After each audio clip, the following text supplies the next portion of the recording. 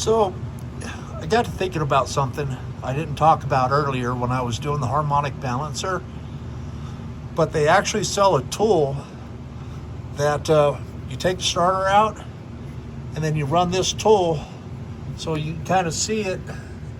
It goes into the flywheel teeth and then bolts into the spot where the starter bolts would be. And this tool comes with its own bolts, but it's a flywheel holder. And that way, with the engine in the vehicle, and it shouldn't matter what vehicle it is with the LS motors, but it allows you to do whatever you need to do on the front of the motor when you're torquing everything. I hope that makes sense, but it's an inexpensive tool. I think it's like $14 on Amazon, but it's well worth the money because you could torque this thing as hard as you want.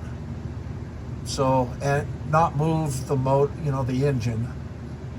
Anyways, just wanted to share that. All right, later.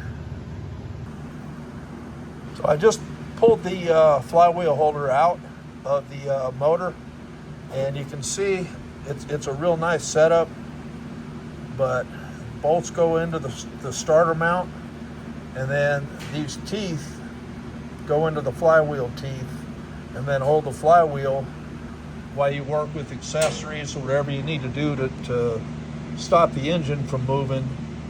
And when I say the engine from moving, I'm talking about internally, so your crank's not moving while you're sitting there making adjustments.